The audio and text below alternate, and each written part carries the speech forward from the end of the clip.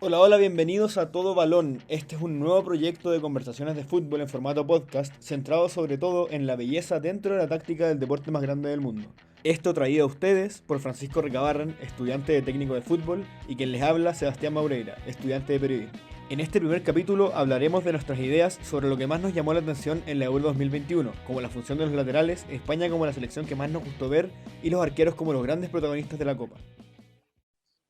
Desde los laterales se hizo distintas cosas en la Copa y eso lo podemos extrapolar un poco a lo que está pasando En el mundo.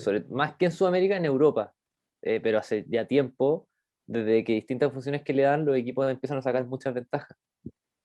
De hecho, yo me acuerdo haber escuchado una frase de Simeone, que dice que del fútbol moderno, entre comillas, los laterales son el puesto más importante. Como tener un buen par de laterales es lo más importante en el fútbol de hoy. Y, y más que bueno, según yo, importante en el lateral es que puedan hacer todo. Que Es que puedan, eso es, claro, que puedan. A mí me sale, no sé, lo que para mí ha hecho por ejemplo, Guardiola con Walker. Que Walker era un lateral bastante eh, unidimensional. Era un lateral clásico en el Tottenham que era rápido, subía, pero no era espectacular en sacando centros, por ejemplo. Y se ha visto que desde que trajo con Guardiola y lo que todos pensamos que iba a ser central, de hecho, en algún momento, porque Inglaterra nos tenía acostumbrado a que jugara con línea de 5 con Walker de central derecho, y ahora como lateral derecho, algo que yo me acuerdo que me di cuenta, sobre todo en la final, es, o sea, perdón, en la semifinal, es lo cerrado que juega. ¿Cachai? Entonces, tiene como esas dos. Como puede jugar cerrado, puede jugar abierto, puede ayudarte a salir a la pelota, puede ayudarte como acoplándose como un tercer central. Es importante tener laterales que puedan hacer todo. es que es eso. Yo estoy de acuerdo con esa frase de Simeone que no la había escuchado. Y yo creo que puede tener que ver, más que ellos sean más importantes que los otros puestos, es que ahora se han puesto más popular un poco la utilización de ellos para encontrar distintas soluciones, porque antes estaba demasiado marcado el término de que, bueno, algunos jugadores defienden, otros atacan, y dentro de esa concepción era, bueno, los entrenadores más valientes, era, bueno, quizás muy pocos, pero algunos ya decían, vamos a proyectar estos dos laterales, y la gran mayoría decía, no, pues pasa uno, el otro se queda, equipos que incluso algunos decían, no, ninguno de nuestros laterales pasa, y después como que eso cambió, entendiendo que al final todo el equipo tiene que atacar y que todos defienden, porque al final ambos conceptos se dan al mismo tiempo, y empezaron a dar distintas utilizaciones a los laterales, algunos por dentro, dos por fuera, que es lo que está pasando ahora. Quizás se hizo un poquito más famoso lo de los laterales jugando por dentro, los lateriores que nosotros hablábamos, que Guardiola los trajo un poquito de nuevo al fútbol, y él lo dijo muchas veces, al final, ¿qué es lo que te permite tener laterales por dentro? Que es que si yo quiero tener la pelota tanto como lo tiene el City, hay algo muy importante en que el pase tuyo tiene que ser seguro, tiene que ser corto. Entonces, pues, ¿para qué te voy a dar yo un pase como lateral abierto al medio centro, un pase de 10, 15 metros, si podemos dar un pase que pase por un intermediario y que sean puros pases tal vez de 3, 4 metros, y así aseguramos la posesión? Entonces, tener los laterales cerrados te permite tener más gente al medio, te permite por un lado tener esa superioridad numérica, pero también te permite tener distancia entre tus jugadores mucho más cortita. Mientras más Claro, corto el pase, obviamente manteniendo una lógica, disminuís tu riesgo de perderla. Y si claro, es que la pierdes, bueno, ahí estáis bien posicionados para el contraataque. Tenéis jugadores por dentro, no quedan tan vacíos esos channels, como le dicen allá en Inglaterra, y la podéis recuperar rápidamente. claro, y que ¿cómo se llama? La amplitud te la den de mitad a tres cuartos para arriba. Que al final eso es lo que, como que corran de adentro hacia afuera. Claro, Al final, eso es el concepto que habláis tú mucho de lo que yo he hablado contigo, que el tema que se pueda defender con la pelota y atacar sin la pelota, que es algo que muchas veces no se habla. Que tú, entre comillas, no, como entre comillas se habla de las fases de juego y todo, como tú estás atacando, estás defendiendo, pero cuando estás sin la pelota igual estás atacando, tienes tus jugadores posicionados de cierta manera para después salir. Y después también exacto. cuando estás defendiendo, o sea, cuando estás con la pelota estás atacando, entre comillas, pero también estás defendiendo porque estás manteniendo la pelota, tienes ciertos jugadores posicionados para una eventual pérdida. Entonces, como el tema de los laterales es que, entre comillas, entre los laterales y a veces, dependiendo del sistema de juego, los ocho, ¿cómo se llama? Los mediocampistas son los que más tienen doble función en ese sentido, Claro. como de atacar y defender.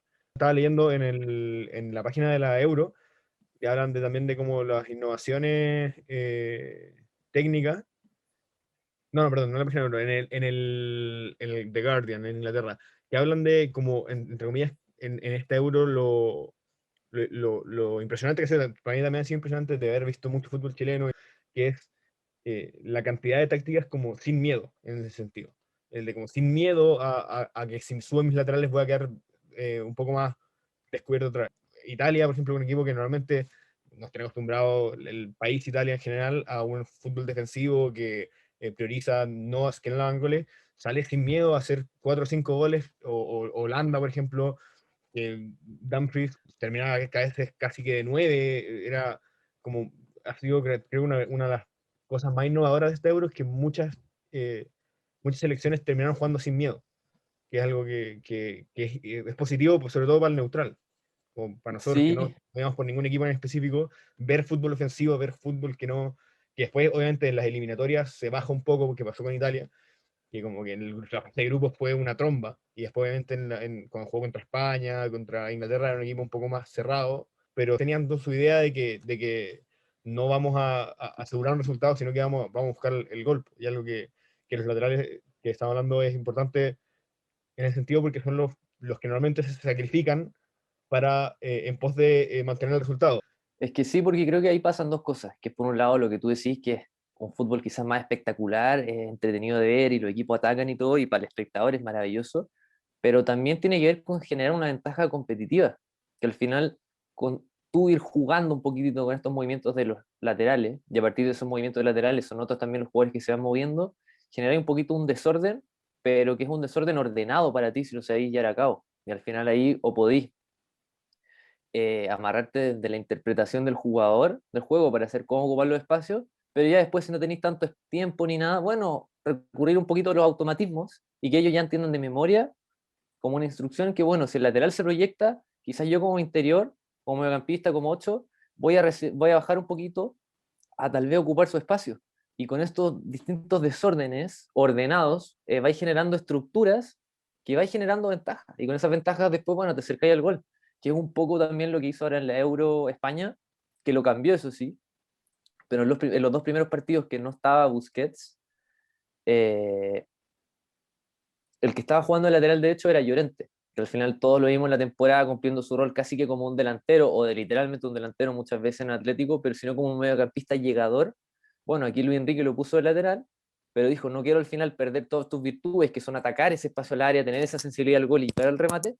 Entonces, ¿qué hacía? Cuando el equipo avanzaba un poquito con la posesión, buscaban desde la pizarra que Coque, que era el 8 o el interior por derecha, se recogía un poquito, lateralizada su posición y se recogía un poco la base como si él fuera el lateral para armar la jugada, y Llorente lo soltaban. Entonces en un par de secuencias de pase él podía llegar al área. Y ahí tú vas jugando y entonces tú decís, bueno, pero ¿quién es este que está jugando lateral? Y es el 8. Y en otra jugada puede ser el medio centro o hasta el central. Entonces ahí tú vas jugando de distintas formas. Creo que es un poco lo que hace con otra función del lateral, pero un poco lo que hace Henderson con Liverpool, que básicamente él es el que se recoge un poco y sacrifica un poco la llegada al área para que Trent logre llegar y sacar los centros desde un poco una posición más adelantada, pues, y tenga la libertad de jugar arriba, que es lo que de hecho es algo de lo que criticaron mucho a Luis Enrique, el hecho de sacar a Llorente del mediocampo, que también lo hizo Simeone en algún momento. Simeone también ocupó a Llorente cuando no estaba Trippier por el tema de que tuvo un ban por temas de apuestas, me acuerdo, y Llorente jugó un par de partidos ahí y lo hace bien, pero como que al final te queda, obviamente yo lo iba escuchando gente de España, porque quería ver a Llorente como llegador fijo desde el mediocampo, pero al final eh, el técnico tiene que ver esas cosas que, como qué te da y qué te quita, porque al final, obviamente, la virtud de España siempre va a ser el mediocampo, por cómo forman los jugadores. Entonces tenés muchas opciones. Entonces era meter a Llorente al mediocampo para sacar a Coque, que yo creo que Coque fue, después de Pedri, yo creo que lo mejor de España. Coque, creo que fue espectacular, un jugador que además es muy versátil, porque con el Atlético y con Simeone ha jugado de todo. Como jugaba por banda, jugaba de 6 en algún momento, jugó de 8, jugó de 10, jugó de todo. eh, Vimos también en la Euro muchos tipos de lateral, como muchos, por ejemplo, Ujú. mucho lateral de pierna cambiada por izquierda, por ejemplo, es lo que pasaba con Spinazzola. Laterales que son más directos, que como Dumfries, por ejemplo, o lo que fue en la final, por ejemplo, que no lo ocupó tanto, que en la final lo ocupó Southgate, que era Trippier, porque es un lateral 100% técnico, es un lateral que no es rapidísimo, no es espectacular en la marca, pero tiene un guante en la pata. Y al final eso, como táctica ofensiva, el jugar con un lateral así te da otras cosas y además te da el tema de la sorpresa. Que al final también es parte de lo que se hablaba de que Inglaterra tiene muchos laterales. Tenía obviamente Rhys James, tenía Trent que se lesionó que iba a ir sí o sí, Trippier, Walker, pero son todos distintos. Entonces, como tener variantes en esa posición es prácticamente, yo creo que es muy importante la sorpresa en ese sentido. No sabéis con cuál te va a salir. Sí, sí, estoy totalmente de acuerdo. Y al final también con ese otro tipo de laterales que tú mencionáis, bueno, había cambiado, pero también que tiene otra característica que jugaban mucho más por fuera. A algunos como Dumfries o como a Gosens en Alemania se le hacía más fácil porque más que laterales eran carrileros y estaban con esa línea de tres centrales, entonces ellos, su punto de partida era un poquito más alto y podían entonces correr todo el rato de ida y vuelta. Pero entonces ellos tuvieron esa relevancia no tanto en la construcción de la jugada, que igual la tuvieron, pero sobre todo finalizando. Al final Gosens o tiraba un centro para que llegara el otro carrilero que era Kimmich a rematar, o al revés, creo que hubo 2 goles que hizo Alemania que fueron centros de Kimmich y entraba Gosens a rematar. Sí. Entonces al final, claro, eran los laterales, o en este caso los carrileros sacando otra ventaja, pero esta vez no por dentro, sino que por fuera. Entonces también ahí creo que pasa algo interesante que también me parece que va a empezar a pasar todavía más, que es que el fútbol no sea tan simétrico. Y no es que ya yo voy a jugar con laterales por dentro o yo voy a jugar con laterales por fuera o lo mismo por los extremos, sino que al final puedo jugar con uno cerrado y el otro abierto. Que fue lo que también hizo España ya en la segunda mitad de la Euro. Al final después llegó Bussi al equipo Hay una para España, el... digamos hablar después, pues hay una España antes de Busquets y después de Busquets. Sí, entonces bueno, no me quiero adelantar con eso, pero una de las consecuencias que trajo era que Llorente no jugó más.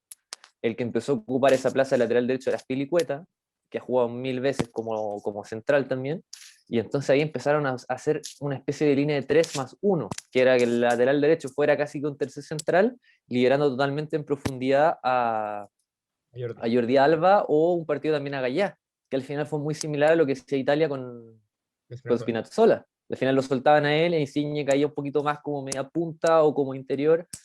Entonces también ahí tú puedes ir jugando, bueno, puedo tener a mi lateral derecho por dentro y al izquierdo por fuera, y con los extremos quizás al revés. Y ahí también voy consiguiendo quizás lo mismo que hablábamos al principio, que era desordenar al rival de muchas maneras diferentes. También el tema que yo lo he hablado 1000 veces contigo, que el tema de buscar superioridad. Al final, por ejemplo, ese Spinazzola por fuera, lo que buscaba era buscar ese 2 contra 1 de él Insigne contra el lateral o contra el central, lo que fuera en ese momento, que son dos jugadores que juegan más o menos parecidos, pero teniéndolo a los dos en esa posición tan arriba, porque Spinazzola normalmente jugaba, si tú veis las posiciones como este mapa que es como el mapa de calor, o las posiciones generales, como la posición promedio donde jugaba, la posición de Spinazzola es arriba, es casi que una posición de puntero, y la de Insigne es un poco como en la esquina del área. Entonces, como, entre comillas, el dibujo táctico partía con Insigne como puntero izquierdo y Spinazzola como lateral volante o como carrilero izquierdo, pero se juntaban mucho. Y eso te genera una superioridad que muchos equipos no supieron contrarrestar. Es que sí, y te pasa mucho que creo que eso tiene que ver con algo que está pasando, quizás había perdido un poquito y de nuevo está volviendo a pasar mucho en Europa, que es el tema de que muchos equipos, casi todos defienden en bloques bajos. Algunos lo hacen todo el torneo y todo el partido, y otros lo hacen por momentos. Y quizás hay momentos del partido que van a tener la posesión, cuando no la tengan vayan a presionar muy arriba, como lo hacía por ejemplo República Checa, pero que hay por momentos, ya sea porque están cansados o porque ellos quieren atraer al rival para después contraatacarlo, que defienden un bloque bajo. Y al final esas líneas en bloque bajo juntitas van a estar cerradas porque lo que quieren proteger es el área. Entonces muchas veces ahí tu delantero centro se ve en una inferioridad tremenda, y si tú con tu lateral profundo permitís que tu extremo juegue también como una especie de doble delantero centro, por un lado le dais más solución al que está de 9 para que no esté tan solito y por ahí pueden tirar una pared y se genera un gol. O por último, bueno, ellos no van a participar de la jugada, pero entonces el lateral rival y el central los van a tener que marcar y no van a poder saltarle al lateral que va a recibir abierto en el espacio, y ese va a ser hombre libre, ya sea para avanzar, para tirar un centro, y va a ir consiguiendo ventajas. Claro, y esas ventajas también, por ejemplo, se buscaron mucho en temas de salida, por ejemplo, que vi en el documento de Instat que mandaste, que es el tema de que muchos centrales funcionaron a veces no en línea, sino que uno tomaba la posición casi como de 6, que pasó con Christensen mucho en Dinamarca, pasó con Laporte a veces en España, que salía un poco como en conducción para obviamente generar como que se aproxime un jugador y abrir el espacio para Alba o para Busquets. Y al final eso es como algo que a nosotros que nos da, tú eres más que yo, como tú obviamente veis el fútbol un poco más táctico que yo y lo veo un poco más como hincha, es algo que si te lo dicen, lo empezáis a notar al tiro, la búsqueda de superioridades en espacios reducidos en cierta zona de la cancha. Como que se divide la cancha en ciertas partes y en esas partes se forman ciertos triángulos o cuadrados donde se busca la superioridad sobre el resto. Sí, yo creo que al final ahí cada equipo a partir de su forma de jugar hace ciertos movimientos que pueden ser parecidos, pero lo hace con distintos fines. Quizás lo que hacía Dinamarca con Christensen, que en muchos pasajes del partido era como un líbero entre sus dos centrales, es distinto a lo que hacía España con Laporte. Pero en el caso de lo que tú decís que hacía España, que quizás también hacía Inglaterra con Maguire, es eso, es al final, bueno, yo quiero superar al rival, quiero generarle alguna ventaja, entonces lo que hablábamos anteriormente, quizás con mi interior, o sea, perdón, con mi lateral cerrado o con este movimiento busco generar una superioridad numérica, pero a veces aún así no soy capaz de lograrla, porque con eso a lo más consigo una igualdad numérica, porque el rival igual está replegado, te genera superioridad en ese espacio, entonces ahí te surge otra manera de tú conseguir una superioridad que no tiene que ver juntándote ni dando pases, sino que es conducir. Es al final, la mayoría de las veces, el jugador que no va a estar marcado tuyo, además del portero, va a ser o los dos defensas centrales o uno, porque el rival se repliega y busca priorizar marcar a tus delanteros, a tus jugadores más ofensivos.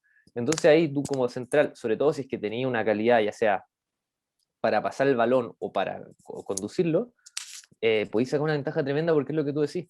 Al final, por un lado, yo con mi central me pongo a conducir y con eso consigo dos cosas, que lo primero, y al final lo más importante, es acercarme al arco contrario, que es allá donde voy a hacer el gol, pero en algún momento no voy a poder seguir avanzando porque el Real me lo va a impedir y probablemente me va a saltar uno y cuando ese me salte va a liderar al que estaba marcando y ahí tengo mi hombre libre y ahí puedo conectar con él. El tema es claro, necesito tener un central que efectivamente sea capaz de encontrar este hombre libre con un buen pase, porque también es una zona sensible en que si yo la pierdo, puedo quedar mano a mano y me hacen el gol. Pero cuando tengo jugadores como Laporte, que al final fue el jugador del Euro con más pases y más pases exitosos, él puede ir, conduce, un central o sea un rival le cae, y él tiene una capacidad para conectar un pase por dentro que va a ser preciso, y ahí por un lado generamos una superioridad, pero lo más importante es que ya eliminamos a un rival. Claro, al final yo creo que también va en eso el tema de la moda, entre comillas, ahora de buscar estos centrales que son completos, que al final es como que te dan lo que hablamos, por el tema de doble función que normalmente los centrales no tienen, porque los Van Dijk, los Rubén Díaz, Sergio Ramos también, que es buscar ese central que te conecta al final todo. No solo defiende bien, sino que te aporta en todas las facetas del juego porque es un riesgo. Obviamente, yo creo que cuando un equipo va a jugar contra el City o un equipo va a jugar contra el Liverpool o ahora, por ejemplo, va a jugar contra España, normalmente quizás no lo tendrían, pero ahora tienen ojo.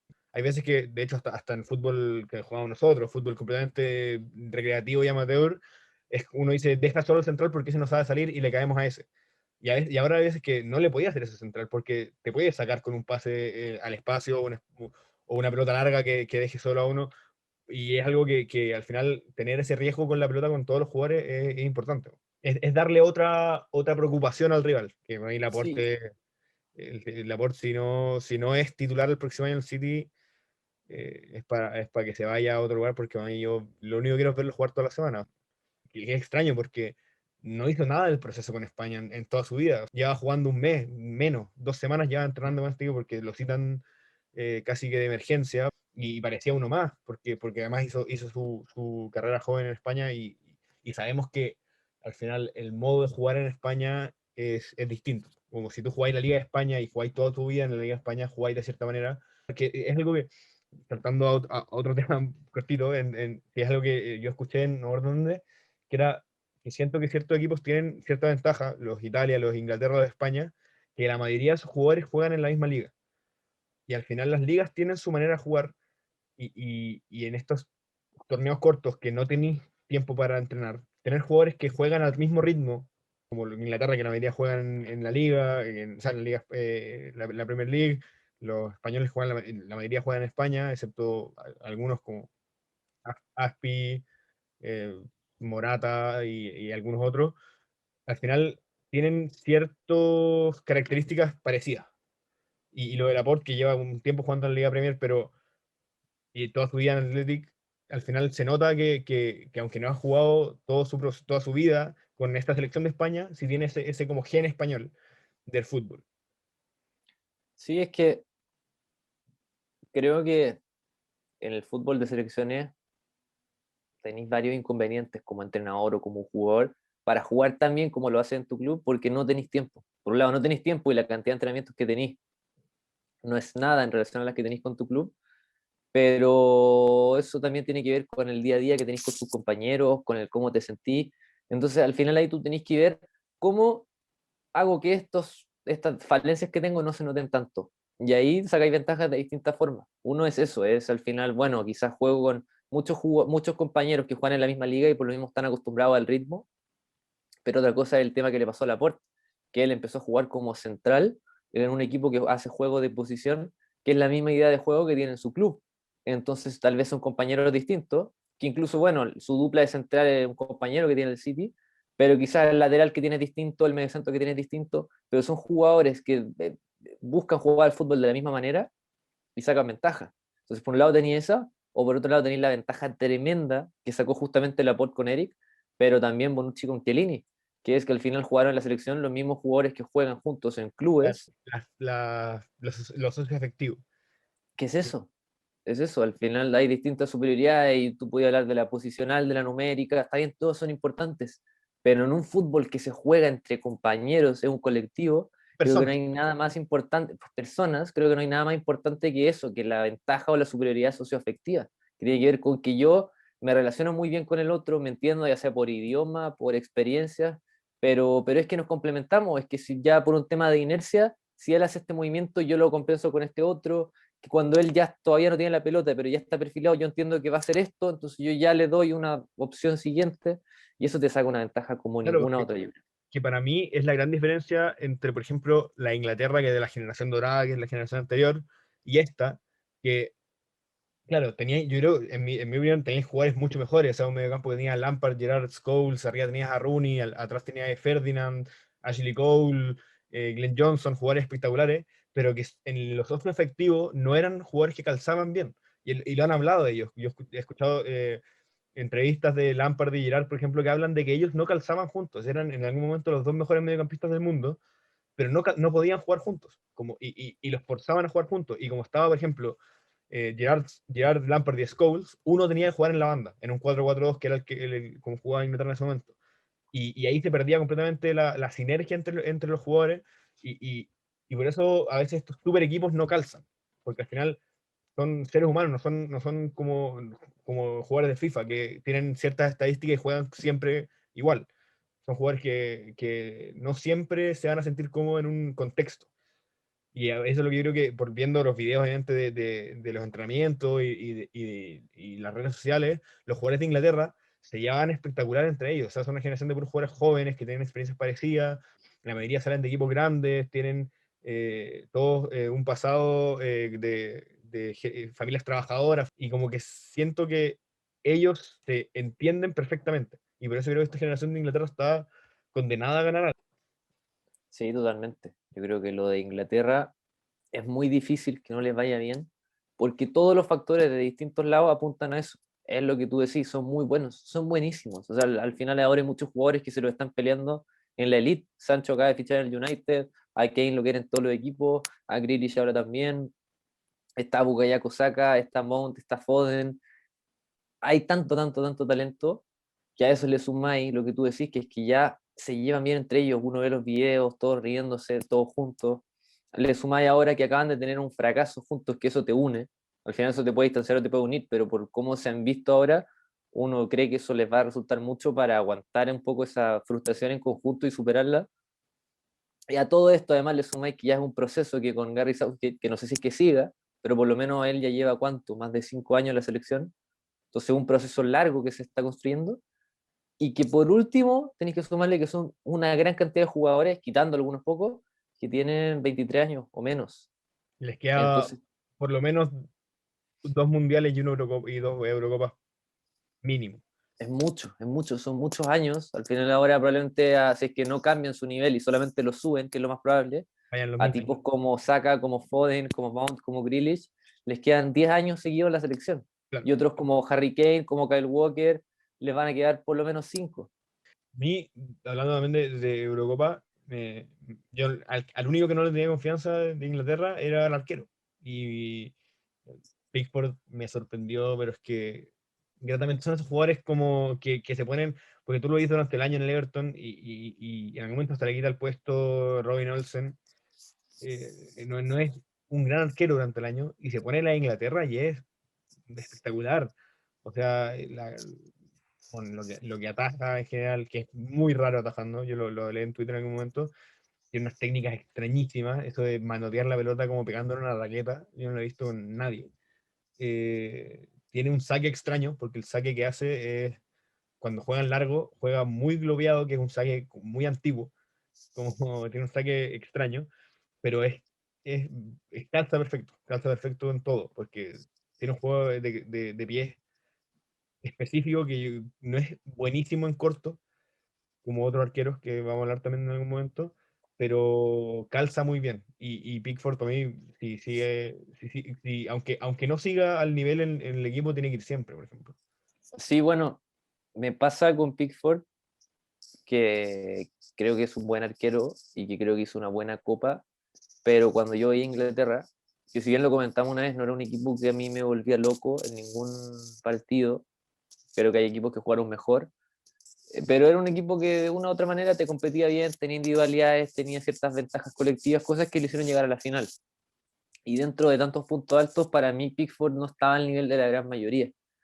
Y ahí a mí me pasaba que, y me sigue pasando que al final para todo esto que hablamos de Inglaterra, que le vemos un futuro tan prometedor, yo creo que con otro arquero el futuro sería todavía mejor. Pero Y me pasa que, tiene que ver con la escuela. También yo que soy arquero malísimo, pero como me interesa mucho el tema de los arqueros, leo mucho. Al final los arqueros siempre van a depender de la escuela de donde salen.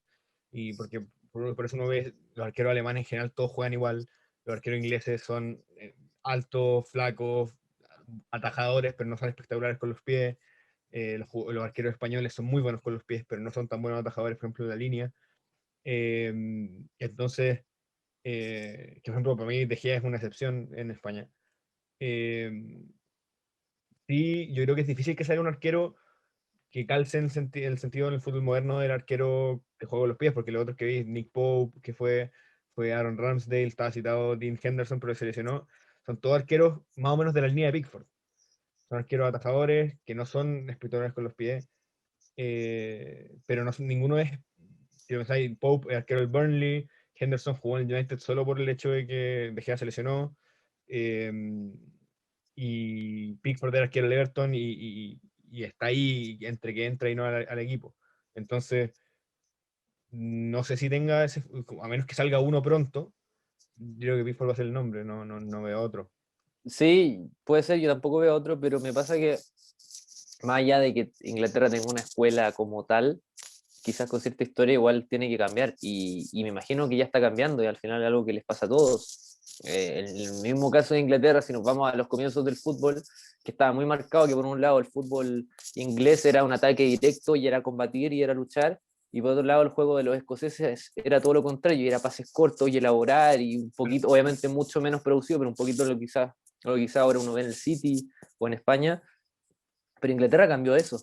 Algunos pueden decir que quizás es porque llegó Guardiola, que tal vez él tiene una gran culpa de la influencia que está haciendo, o pueden ser otras cosas, pero en Inglaterra todo está cambiando. O sea, al final ahora uno ve jugar un equipo como el Brighton, que es un equipo chico para jugar en primera división, y la cantidad de riesgos, si le quiere decir que asumen con balón, es tremendo. Y lo mismo el Norwich, ahora que acaba de ascender, y cada vez son más equipos en Inglaterra cuando antes uno no encontraba ninguno. Entonces al final uno va encontrando esas cosas y todas las posiciones, todos los jugadores se tienen que adaptar a eso.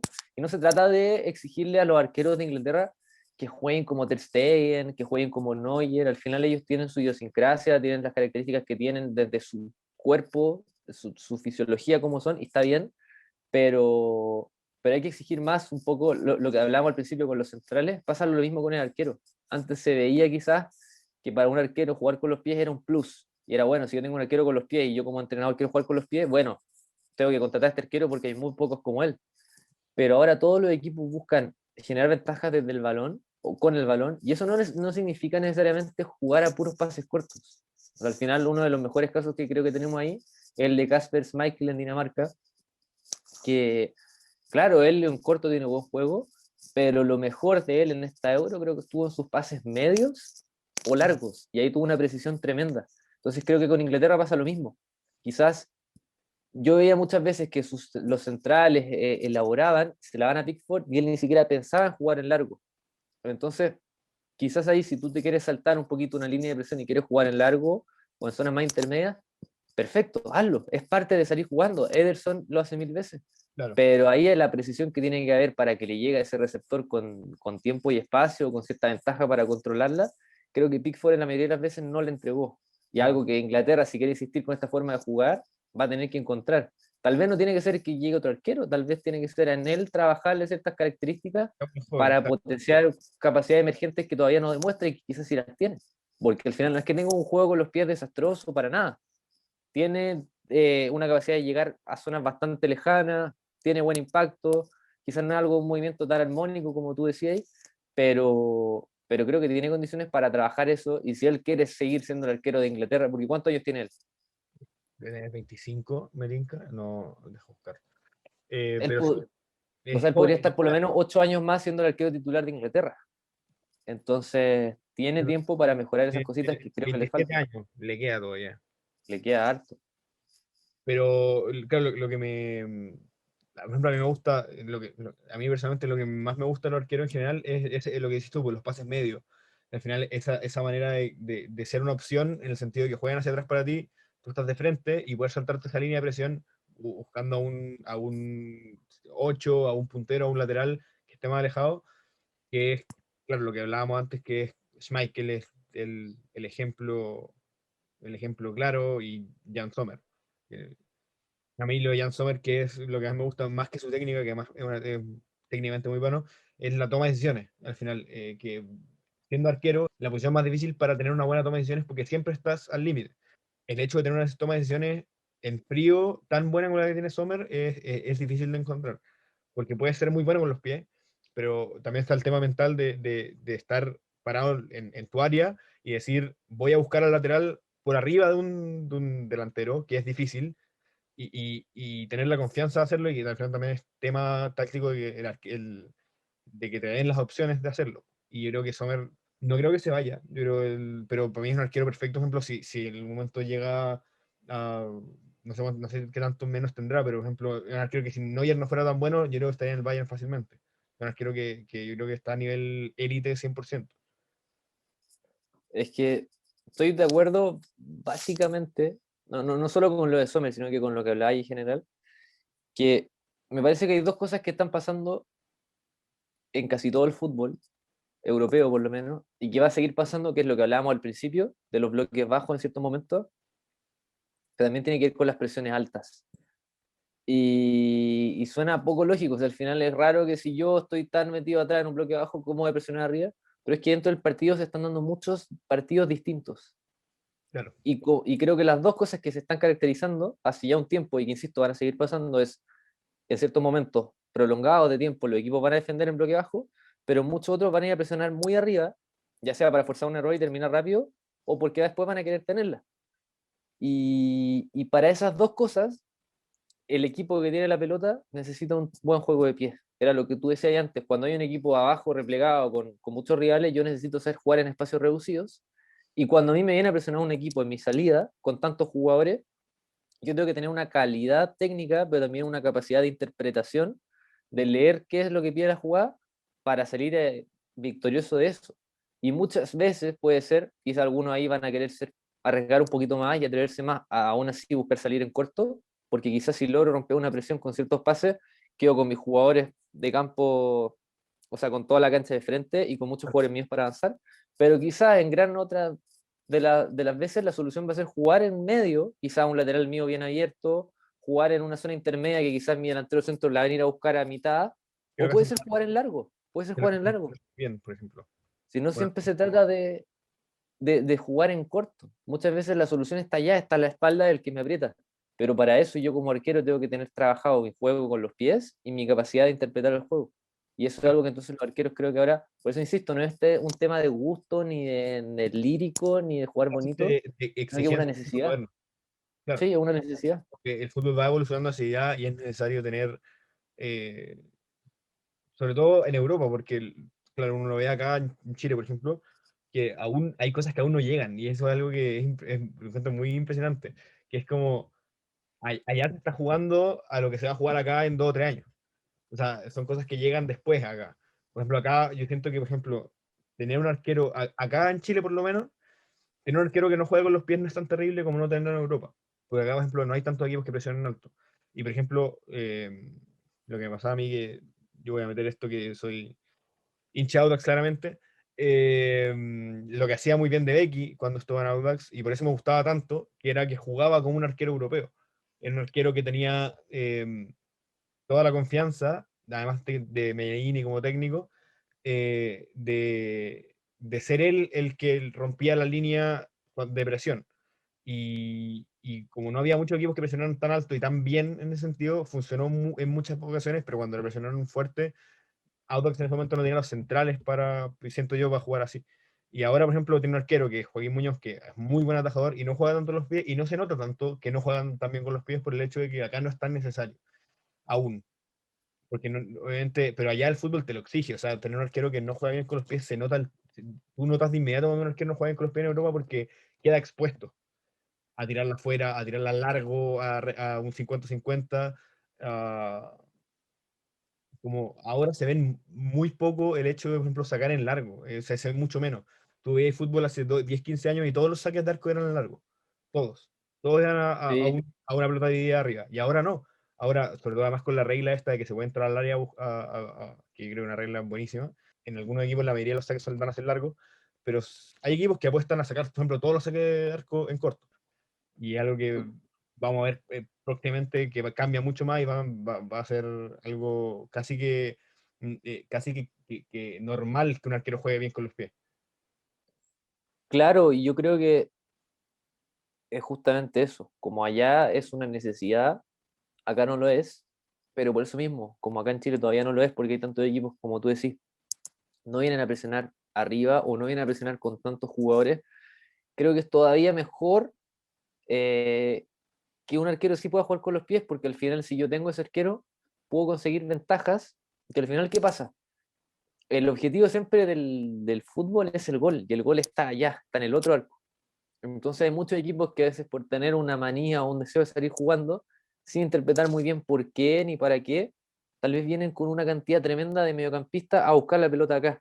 Y al final lleno mi campo de, a veces tengo quizás 4 jugadores detrás de la línea del balón, y no me sirve porque arriba, allá donde es importante, estoy en una inferioridad tremenda. Entonces, ¿qué pasa? Si yo tengo un rival que no me viene a presionar o me viene a presionar poco, yo puedo con un arquero tan bueno con los pies traer a mi menor cantidad de efectivos, que al final que quizás mis interiores se jueguen allá entre líneas, que mi mediocentro juegue delante de la línea del balón y no detrás, metido entre los centrales, y genero esa superioridad quizás con mi arquero. Y él puede jugar un poquito más, sobre todo si no me presionan, fuera del área, construir esos primeros pases como lo hacía Dituro ahora que se fue, y me puede tener unas ventajas tremendas porque al final estoy teniendo un jugador mío donde lo quiero tener, que es lo más lejos de mi arco y lo más cerca del arco contrario. Claro, es el tema de al final si tú tenías un arquero que juega con los pies bien, es una opción más. Normalmente se jugaba 10 contra 11 básicamente con pelota, o 10 contra 10, ahora estás jugando 11 contra 10. Estás sumando un jugador más al juego en vez de restarlo y quedar básicamente 1-1. Lo mismo que decía de ahora los centrales que juegan bien con los pies, es el hecho de darle otra preocupación al equipo rival, es darle otra persona a la cual tiene que Exacto. tener ojo con. Y bueno, ahora obviamente llegando al extremo, pero el tema de que Ederson está tirando asistencia el arquero ahora, porque Ederson para mí es como el máximo arquero moderno que existe, o sea, Ederson siempre va a estar en la vanguardia porque además de que está con el entrenador casi más vanguardista de todo, eh, siempre va a estar casi que al límite de lo que es nuevo. Por ejemplo, Ter Stegen es muy bueno con los pies, pero es bueno con los pies y es muy técnico y es muy cuadrado dentro de su juego con los pies. Ederson es un poco más loco, es brasileño y todo eso, entonces te va Sí. a buscar ese pelotazo largo al delantero centro o al puntero, te va a buscar esa pelota atrás del central, que es, claro, es como una fantasía, claramente, es como un arquero que es él, y hay pocos más, pero al final es eso, como ahora hay arqueros que tiran pases gol, y eso es algo que de 10 años era imposible. Es que Ederson es hacer trampa básicamente porque él tiene ese récord Guinness de distancia, entonces él de verdad es capaz de ponerte un pase desde su área hasta el área contraria, pero además lo acompaña, bueno, de sus otras virtudes, que es la interpretación del hombre libre, de a dónde jugar, de cuál es el mejor espacio. Tiene un entrenador que le potencia eso y un cuerpo técnico que se lo insiste en cada día, pero es que más encima es un equipo que tú sabes que para mí es casi que en la perfección. Claro, Entonces, claro, tú a veces veías a Ederson meter ese pase largo, como quizás fue en la semifinal de la Champions contra el PSG, el pase que le mete a Sinchenko, pero está todo trabajado. Él tiene una capacidad de llegar allá, pero pero sabe también hay un equipo que se mueve, que primero busca tocar en corto cerca de él muchas veces, sabiendo para, que después la idea es buscar el pase largo, pero entonces ahí primero atraemos al rival, y mientras atraemos al rival hay un jugador mío como Sinchenko que ataca el espacio con un desmarque de ruptura para que ahí mi arquero tire ese pase. Entonces eso ya es la es todo. sinergia entre equipo entero, ¿cachai? Que Es- tú tienes un arquero que juega claro, así y por eso, porque tienes ese jugador con esas características, tú puedes jugar de cierta manera distinta. Y el hecho de que puedas jugar de cierta manera distinta también potencia que el arquero juegue de esa manera. O sea, son dos cosas conectadas que son como que van subiendo entre ellas.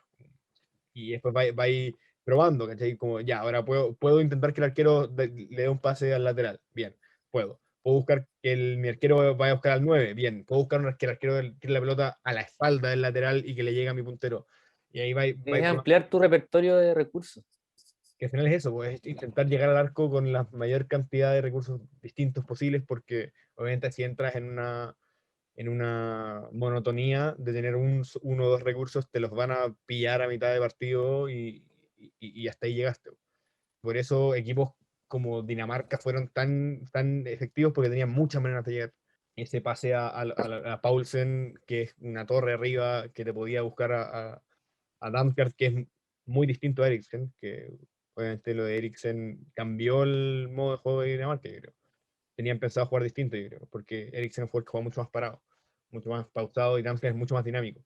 Es que con eso volvemos a lo primero que estábamos hablando, que es desordenar el rival. Es nosotros con nuestro juego, hagamos lo que sea que hagamos, vamos a buscar tener un desorden, pero que para nosotros es orden, que es un desorden para el rival, que es nosotros cambiar de posiciones, nosotros alternar, que quizás si a veces jugamos en corto, después jugamos en largo, que si jugamos por izquierda, después cambiamos de frente hacia derecha, es nosotros tener un repertorio lo más amplio posible para desestabilizar al rival. Y los equipos que más repertorios tienen o que mejor lo llevan a cabo, o sobre todo si logran hacer ambos, son los que probablemente más chances tienen de ganar. Y un poco no solo en la Euro, sino que lo que pasó el último tiempo con el Liverpool, donde quizás ellos antes era un equipo muy el famoso rock and roll y que presionara arriba, pero era un equipo que cuando el rival se replegaba un poquito en ese ataque más posicional, más pausado, el Liverpool le costaba y la sufría. Y le encontraron, le dieron la vuelta a la tuerca a eso, empezaron y hay videos de YouTube en las sesiones de entrenamiento a trabajar un poquito más la posición de balón, darle ritmo, encontrar superioridades, y después el Liverpool fue un equipo que se sentía muy bien atacando en contraataque, presionando arriba, pero también elaborando y consiguiendo ventajas, quizás el 2 contra uno por fuera, y te centraban.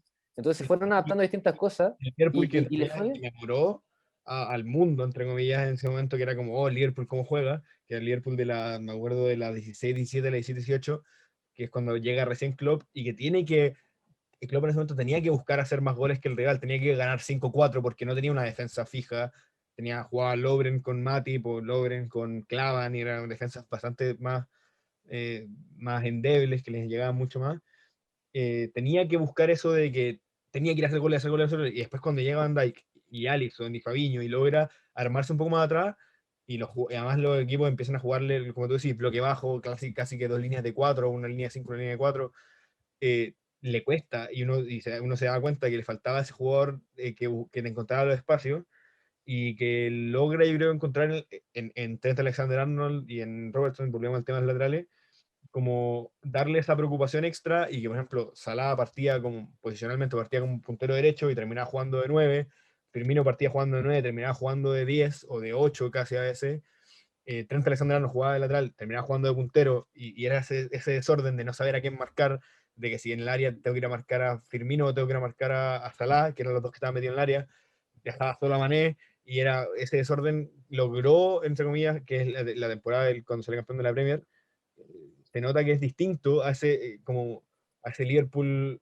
que era puro show, entre comillas, como era que tú lo veías jugar, hacía 5 goles, pero lo hacían 4. Y al final es mucho más efectivo ese, lo que tú dices, pues el orden dentro del desorden, que estamos desordenados, pero sabemos que lo estamos haciendo de cierta manera que la entrenamos, como es lo que Claro. sabemos que tenemos que hacer. Y el resto no sabe por qué lo estamos haciendo, pero nosotros sí.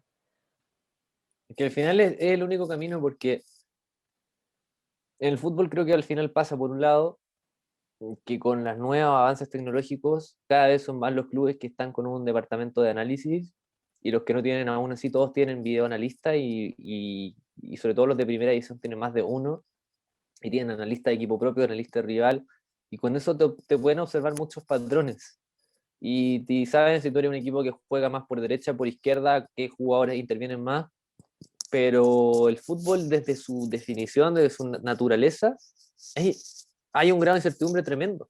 Al final el fútbol se rige bajo la teoría de los sistemas complejos y la principal característica de los sistemas complejos es la incertidumbre. Hay en todo momento incertidumbre porque al final ninguna situación es igual a la otra.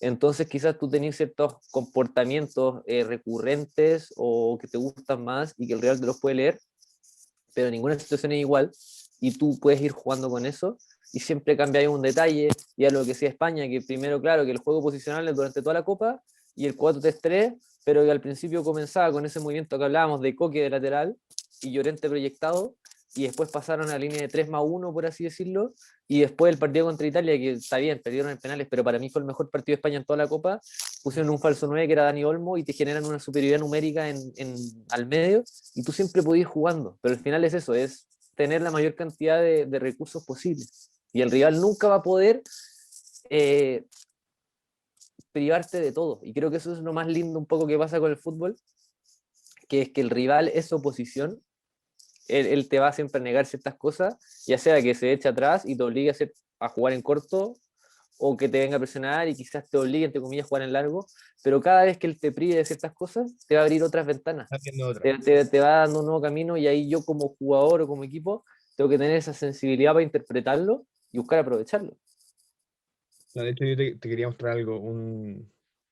Yo creo que para mí es uno de mis goles favoritos del Euro, por temas tácticos y todo eso, que es el de España contra Italia, el de Morata al final, que es, para mí es una muestra de todo lo que vimos en general en la conversión, que es, claro, es esto, po, Laporte con la pelota, y que te puede buscar ese pase, que está, claro, estaba parado Morata en la línea de los mediocampistas, o sea, parece como un mediocampo en rombo, en el sentido que está Busquets, está Pedri, está Morata, y ese creo que es, no sé si es Coque, no sé quién Rodri.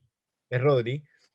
Entonces, como tú dices, claro, es la búsqueda de superioridad en el sentido de que acá, como, Incluso ojo ahí, antes de que le llegue ese pase a Morata, Laporte conduce para atraer a ese jugador claro, italiano y que se genere el espacio de la espalda. y ahí, y además el tema también grande es que Pedri, creo que este es Pedri o es Ferran, no sé, creo que es Pedri. Sí, eh, Pedri. claro, Pedri se lleva a Jorginho, que es el que debería estar marcando Que lo hizo todo el partido. claro, que el que debería estar marcando a Morata. Entonces hace que Morata y Jorginho llega tarde. Como sabe, ahí se da cuenta que tiene que llegar a Morata y ya llega tarde. Entonces ya tiene el tiempo para controlar. Y tiene a Dani Olmo, que nominalmente estaba jugando como 10, pero termina jugando o como casi como. Bueno, terminó jugando en todo el frente del ataque. En verdad jugó de puntero, jugó de todo, pero en este momento está jugando casi que de falso 9. Y ese espacio que deja Jorginho en la espalda hace que Lini tenga que salir a buscar a Morata. Lo sale a buscar, pero como dice que no tiene 6, se lo sale a buscar y le da todo el espacio atrás. para mí es perfecto, el gol es perfecto. Es golazo. Es lo que decía yo, lo dije también en Twitter, que ese partido se nota que todos los movimientos de España estaban entrenados, se notaba. O sea, no me refiero a que todo haya estado como todos lo hacían robóticamente, sino que siempre se notaba que estaba armado en el sentido de tener siempre una posibilidad. Entonces parecía, y con Italia, que entre comillas, hasta mitad de cancha marcaba una oposición, o sea, no salía a presionar, Italia era una posición, entre comillas, un poco más pasiva hasta mitad de cancha, permitía estos como lazos entre central 6 8 y que casi que eran los pases que en zigzag, porque jugaba con Alba, volvía, jugaba con Busquets, volvía, ¿sabes? Y se notaba que estaba entrenado para también la posición, que al final es algo que para mí es muy importante, que el tema de buscar el equilibrio entre proponer tu juego y también contrarrestar el juego del rival, porque es algo que yo me acuerdo, estaba hablando con un analista de video que trabajó creo con el Nico Córdoba, y le pregunté como qué tanto de su preparación es buscando un estilo propio y qué tanto de su preparación es buscando contrarrestar al rival, porque al final si juego todo el partido contrarrestar al rival, no estoy no estoy haciendo mi juego, estoy solamente intentando tapar lo suyo y eso hace que tenga menos chances. O sea, estoy jugando siempre a que no me hagan el gol, básicamente. O tengo que jugar todos los partidos distintos. En cambio, España, siento que tenía un buen equilibrio entre saber a qué jugaba el rival, pero a la vez no perder su juego, no perder lo que tenía que hacer. Sí, es que como yo lo veo, llevándolo a lo que comentábamos hace unos minutos, el fútbol, un partido pasa siempre por mini partidos, en los que te toca hacer de todo. Te toca tener el balón ante un rival replegado, te toca tener el balón ante un rival que te presiona, te toca no tener el balón, te toca tener transiciones. Entonces, ¿qué pasa? Cuando yo soy un equipo que solamente soy fuerte en uno de esos momentos, voy a sufrir mucho. Hay momentos en los que voy a poder ejecutar eso en lo que soy bueno y lo voy a disfrutar, pero hay muchos momentos en que no, y voy a sufrir, y voy a sufrir, y voy a sufrir, y me van a llegar a arco, y me van a remontar, y quizás me van a hacer un gol. Entonces, ¿qué pasa? Que yo tengo que ser fuerte en todos los momentos, tengo que saber hacer todo. Y no significa que después yo voy a jugar un partido en el que haga de todo. Significa que si yo soy capaz de dominar cada momento o de sentirme cómodo en cada momento, yo puedo llevar el partido a ciertas cosas que quiero. No se trata de que quizás ya, entonces yo soy bueno en las transiciones y cada vez que recupere el balón voy a hacer una transición buscando contraatacar lo más rápido posible, sino que se trata de que, bueno, yo soy tan bueno en las transiciones que voy a saber dominar un comportamiento que me haga ganar esa transición y cuando la gane voy a llevar al partido a lo que yo quiero. Quizás ahí me voy a poner a elaborar más. Entonces tiene que ver con eso, con que mientras más repertorio tengo yo para imponerme en cada situación de juego, más capaz voy a ser de después llevar eso a lo que yo quiero. Y creo que eso es un poco lo que hace España. No es un equipo que tú lo veáis en algunos momentos estando en bloque bajo, de hecho creo que es de los equipos que menos lo hizo en la Eurocopa, pero sabiendo hacer una presión alta, sabiendo cuidar bien el balón, sus distancias de relación, esa primera transición cuando la pierden, tenían una serie de comportamientos que los llevaban a siempre tenerla. Y cuando la tenían, bueno, ahí sí hay una diversidad de conceptos en pos de eso, de desestabilizar al rival, y era lo que tú me mostrabas en el gol. Era lo que comentábamos al principio, de una conducción para que le salte un jugador de Italia y se genere un espacio entre líneas para meter el pase.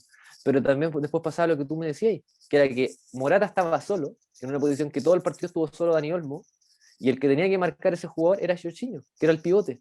¿Pero por qué no lo hacía? Porque España ya tenía interiorizado que Pedri desde el interior izquierdo fijaba a Jorginho para que apareciera líder ese jugador en la media punta.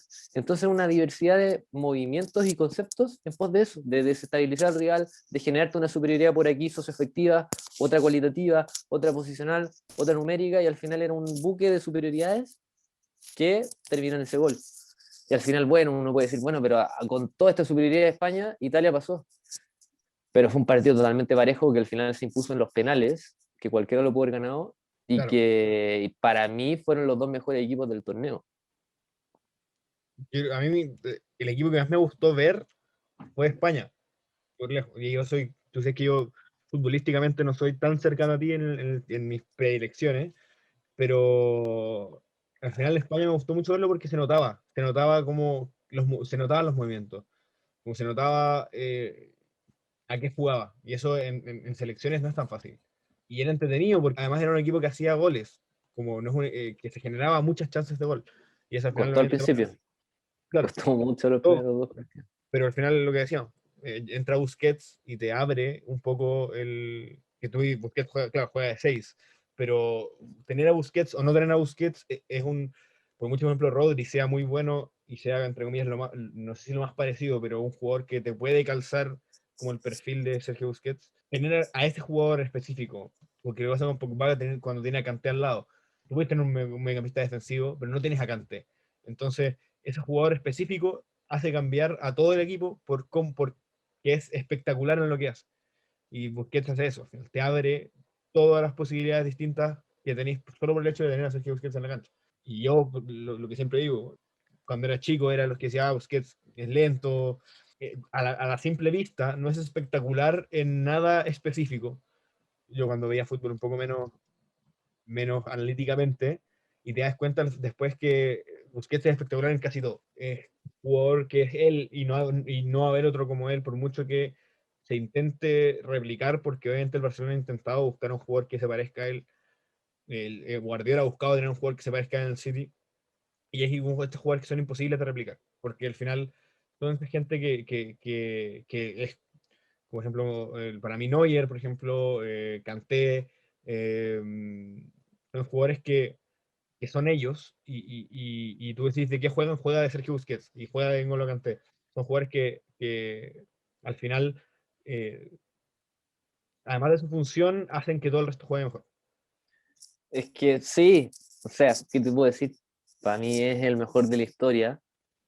Claro, Y si bien hay mucha gente que lo puede debatir porque él dice, bueno, pero Busquets es bueno en ciertos contextos y en otros tú lo ponías en un equipo que tenga que hacer puras transiciones y va a sufrir corriendo hacia atrás. Y es cierto, pero al final el fútbol es contextual.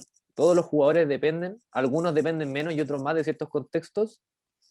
Hay quizás jugadores que en una variedad mayor de contextos se pueden ver como buenos jugadores, pero aún así cada uno de ellos requiere de un contexto en particular para sacar sus mejores virtudes. Todos, todos, todos.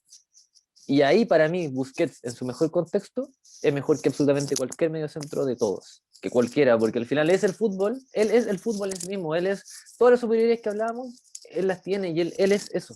Él siempre va a estar, o casi siempre, en una superioridad posicional para el equipo. Él muchas veces te va a ayudar a inclinarse a alguna zona para tener una superioridad numérica. Él es tan bueno y tan inteligente que casi con cualquier compañero te va a generar una superioridad socioafectiva, y por algo tiene una tan fuerte con Pedri, siendo que hace un año nunca habían jugado juntos, y la tuvo con Iniesta, y la tuvo con Xavi, y la tiene con Messi, y la tuvo con Dani Alves, y la tiene con todos. Entonces Busquets es el fútbol en sí mismo. claro. Y bueno, para no quedarnos en que lo que vimos y lo que vemos, España viendo esta hoja que vemos que entrega Instat, o sea, España es el mejor en posición de balón, más, entre comillas, no sé cómo traducirlo, pero entre comillas casi que rupturas, entre entrar a la mitad de la cancha, a tres cuartos de cancha y al área, es el mejor en las tres, creo. Es el mejor, el equipo con más ataques, el que ataca más en todos los flancos, en la izquierda, la derecha y el centro. Es el equipo con más pases, el equipo con más pases en el área, el equipo con los pases más rápidos y el equipo con más pases clave. O sea, fue el mejor en gran parte de las categorías con pelota. Y eso se nota, al final se nota. Dice mucho, se nota, y al final por algo fue tan lindo verlos jugar. Y creo que también ahí nos deja un tema de conversación para otro día, que es un error de creer que los equipos que hacen este fútbol, que algunos le llaman tiki-taka, que no, esto no es nada de tiki-taka, algunos creen que es eso, que es pasársela porque sí, que es un pase intrascendente, que es darle hacia atrás, porque no, es para hacer este fútbol bien, hay que hacer todo lo que esa hoja aparecía que tú mencionabas. Tiene que haber una gran cantidad de rupturas al espacio, tiene que haber penetración. Al final, si yo acumulo pases y jugar por un lado, después tengo que jugar por el otro y por ahí avanzo. Tengo que ser muy agresivo en mis desmarques, en mi movimiento. Hay una diversidad de cosas que tengo que hacer para que este fútbol resulte, porque si no, al final es pasarse la pelota porque sí, sin ningún sentido. Y algo tan, tan, tan profundo y entretenido que es algo que deberíamos conversar el otro día. Si llegaste hasta aquí, te agradecemos por habernos escuchado y esperamos que hayas pasado un buen rato. Te pedimos también que te mantengas al tanto de nuestro proyecto, donde tendremos nuevos capítulos con nuevos temas y grandes invitados. Chau chau.